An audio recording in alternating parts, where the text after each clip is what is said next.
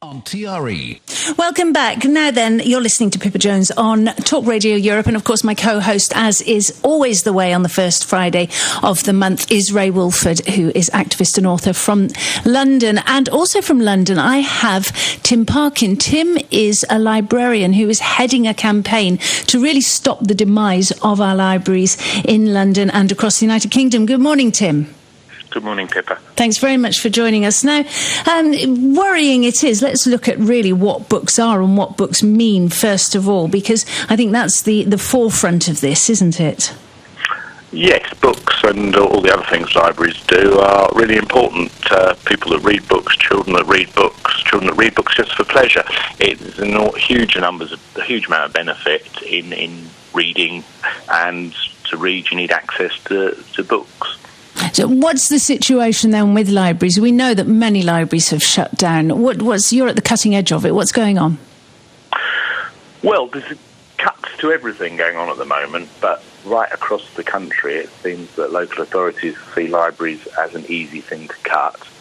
We are a statutory service and it's got to be comprehensive and efficient, but the government won't define what comprehensive and efficient means. So you get situations like in Croydon, a big London borough, which may cut down to just one library.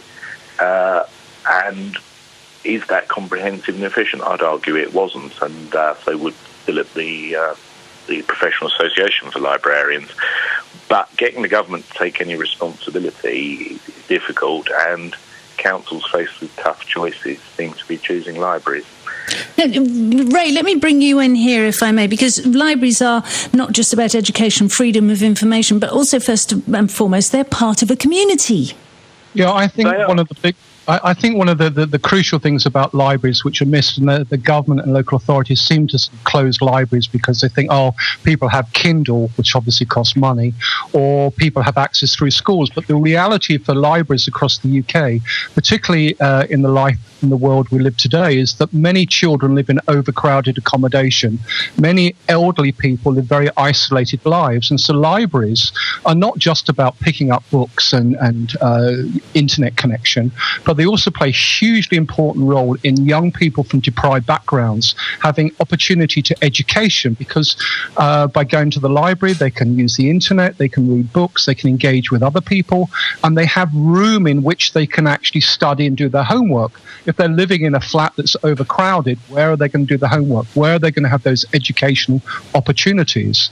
And furthermore, with older people, of course, libraries are a place they can go to have warmth, to make new friends when they feel very isolated, and again, to study and engage with young and old. And these issues, the human aspect to the libraries, seem to be almost forgotten because they don't produce a profit.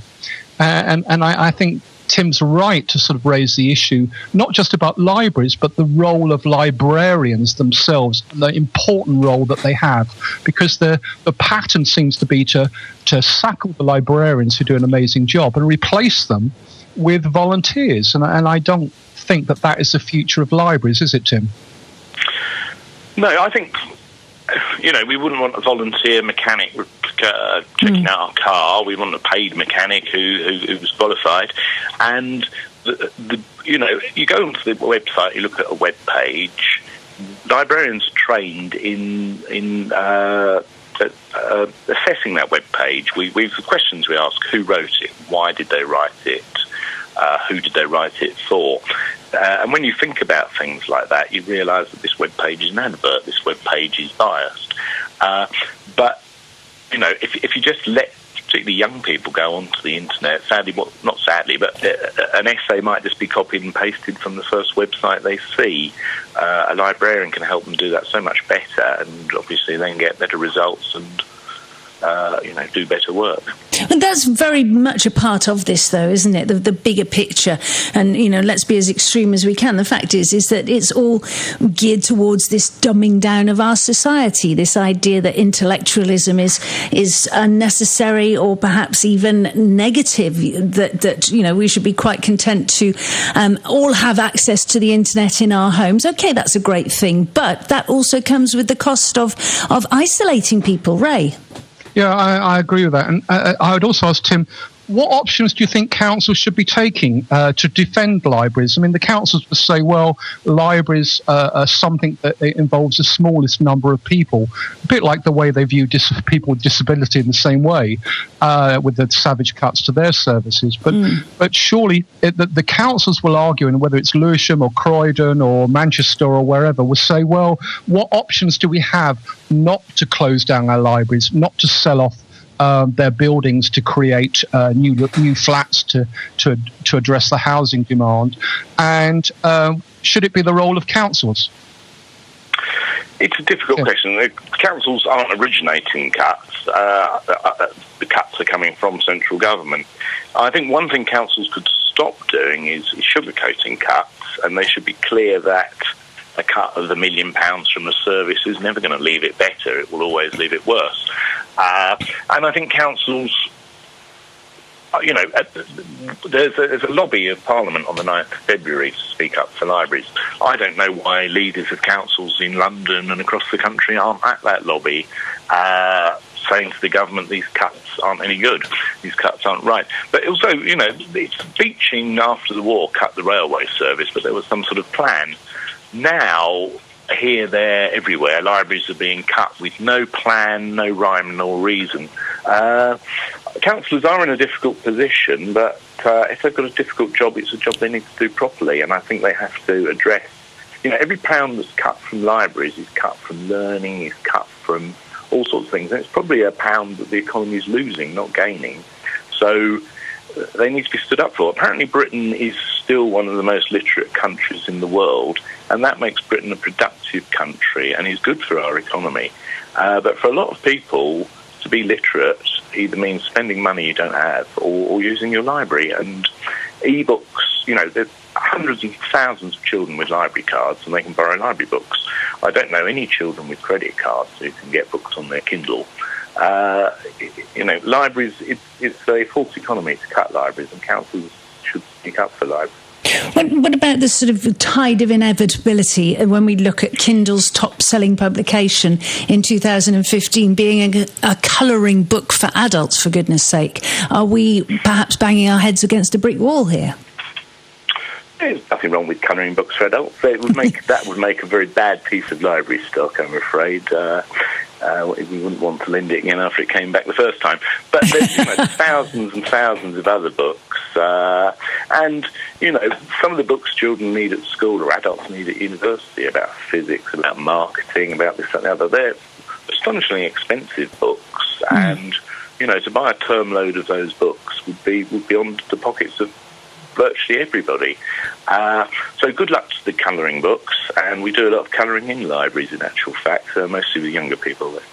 Tim, is there a national Facebook page or a website that gives some sort of a cohesion to all the library campaigns in the UK? So people listening today, they care about their libraries and want to play a more active role, whether it's just sending an email or getting active in some way.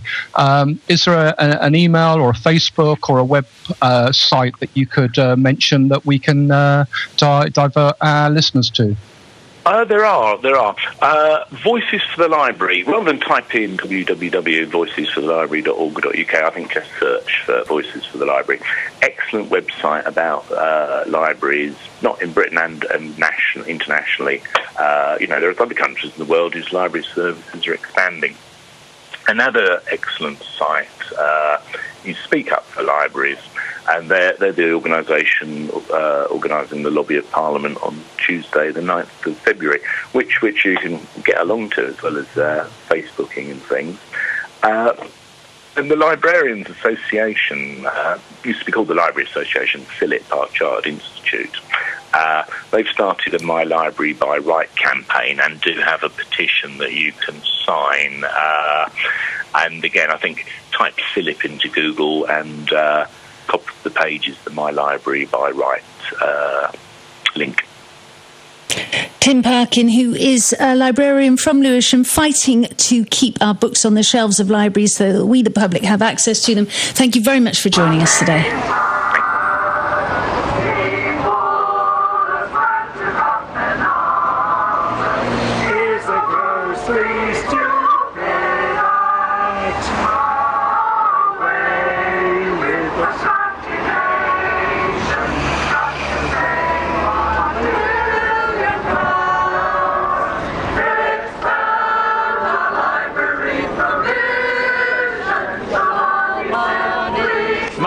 be found.